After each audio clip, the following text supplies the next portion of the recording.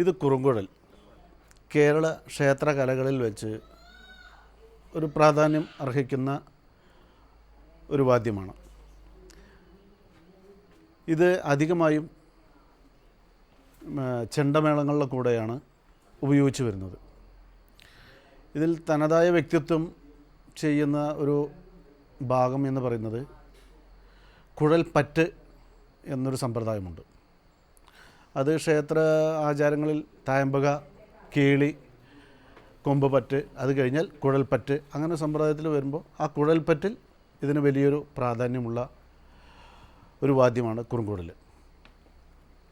ഇത് ഉണ്ടാക്കുന്നത് തഞ്ചാവൂരിൽ ആണ്. തമിഴ്നാട്ടിൽ തഞ്ചാവൂർ എന്ന് പറയുന്ന സ്ഥലത്താണ് ഇത് ഉണ്ടാക്കുന്നത്. ഇതിന് ഈ ഭാഗത്തിന് ഊരിക എന്ന് പറയും. ഇതിന് ഫുൾ ലെങ്ത്തിൽ പറയുന്നത് ഒളവ് എന്നാണ്. ഇത് പിച്ചള കൊണ്ടുണ്ടാക്കുന്ന അണശ എന്ന് പറയും. ഇതാണ് ഇതിൻ്റെ മെയിനായിട്ടുള്ള ഭാഗങ്ങൾ. പിന്നെ ഇതിൽ വെച്ച് വായിക്കാൻ ഉപയോഗിക്കുന്നത് ഇത് ശീവാളി എന്ന് പറയും. ഇത് ഞാണപ്പുല്ല് കൊണ്ടാണ് ഈ ശീവാളി ഉണ്ടാക്കുന്നത്. ഇതാണ് കുറുങ്കുഴലിനെ കുറിച്ച് മൊത്തത്തിൽ ഒന്ന് പറയാനുള്ള ഒരു കാര്യങ്ങൾ. പിന്നെ അത് അധികം എല്ലാ മേളങ്ങൾക്കും ആധികാരികമായിട്ട് താളവട്ടങ്ങൾ എടുത്തു കൊടുക്കുന്നതും എല്ലാം കുഴൽക്കാരൻ്റെ ചുമതലയിൽപ്പെട്ടിട്ടുള്ളതാണ്. ഇതാണ് പ്രധാനമായും കുറുങ്കുഴലിനെ കുറിച്ച് പറയാനുള്ളത്.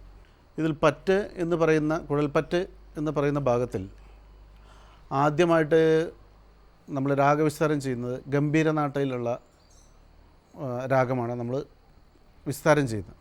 അത് കഴിഞ്ഞാൽ കാമ്പോജിയിൽ കുഴൽപ്പറ്റുണ്ട്, മുഖാരിപ്പറ്റുണ്ട്, അങ്ങനെ ഓരോ രാഗങ്ങളിലും പറ്റുകൾ യഥേഷ്ടമുണ്ട്. അതിലിപ്പോൾ കുറച്ച് ഗംഭീരനാട്ടം വായിച്ച് കാമ്പോജിയിലുള്ള ഒരു പറ്റിൻ്റെ ഒരു ചെറിയ ഭാഗം ഞാൻ വായിച്ച് കാണിക്കാം.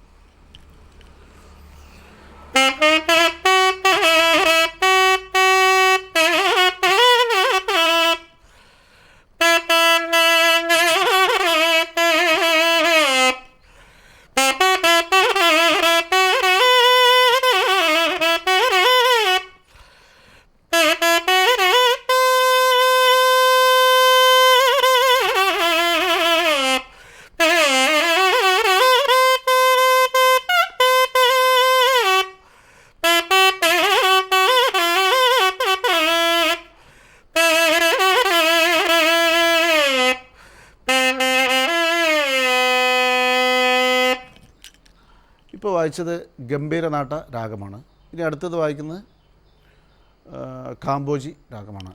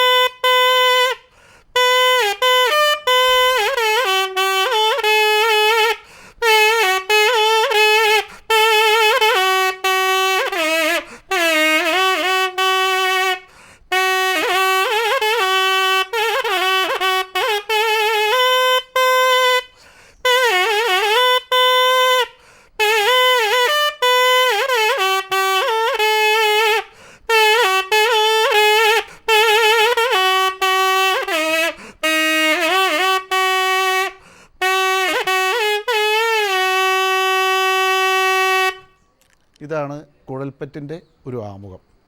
കുറുങ്കുഴലിനെ കുറിച്ച് ആധികാരികമായിട്ട് പറയാനുള്ള ഇത്രയും കാര്യങ്ങളാണ്. എല്ലാ മേളങ്ങൾക്കും ഉപയോഗിക്കും. ക്ഷേത്രങ്ങളിലെ ചടങ്ങുകൾക്ക് ഉപയോഗിക്കുന്ന മേളങ്ങൾക്കായാലും പുറത്തുള്ള പാണ്ഡ്യമേളങ്ങൾക്കായാലും എല്ലാത്തിനും ഇത് ഉപയോഗിക്കും. പിന്നെ കുഴൽപ്പറ്റ്, കുറുങ്കുഴൽ കച്ചേരി എന്ന് ചെയ്യുന്നവരുണ്ട്. ഇതാണ് ആധികാരികമായിട്ടും ഇതിനെക്കുറിച്ച് പറയാനുള്ള കാര്യങ്ങൾ.